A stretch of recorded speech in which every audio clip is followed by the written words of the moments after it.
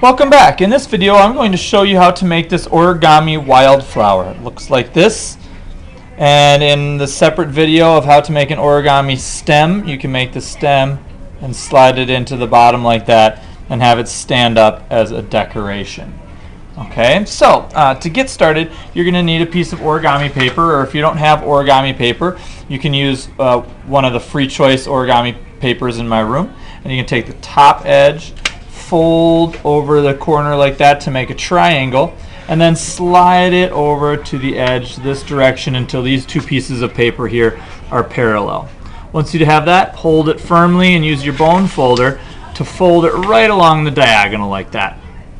Then take your scissors and trim off that extra scrap of paper. You can use that extra scrap of paper to make the origami stem that will go along with this flower. Okay, set your extra piece of paper aside and then open your paper up and you'll have a square like this. For the purpose of the demonstration, I'm going to just switch my paper out for color so you can see both sides. Take the bottom corner and fold it up, valley folding it to meet the top corner like that. Crease it right along that center crease. And then once you have that folded, you're going to take the right hand edge and fold it over to the left hand edge so that we have a valley fold right along the center line like that. Okay, once you have that fold, we're going to start making the preliminary base with a squash fold. So you're going to take this top flap here and lift it up, and while you hold these two pieces together, you're going to open those two flaps and hold those pieces of paper still with your index finger, and take this piece of paper and squash it down flat like that so that this center crease goes right along the center of that piece of paper. Fold those two corners or edges down so that they're nice and firmly folded here in a mountain fold, and then take this diamond shaped piece of paper and flip it over like that. Now you're going to take this flap of paper, hold it straight up, and then separate your pieces of paper. Holding them still, you're going to then separate your paper all the way and take this mountain fold and squashing it down flat like this. Crease the edges here in a mountain fold and then a mountain fold there. Now this piece of paper here is called a preliminary base. It should look like that. Okay. Now take this, make sure that the open edge of the preliminary base is facing away from you, and you're going to take this bottom flat edge and fold it in right along the center line like this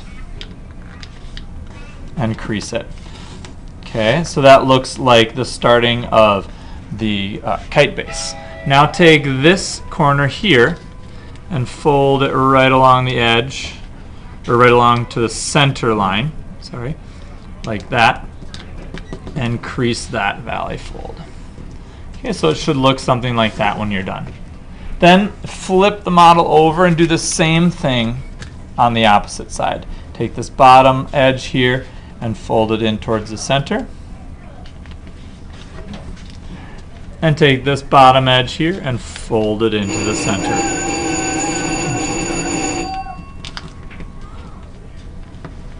Okay, once you've completed that, you're going to take this top edge here and cut it.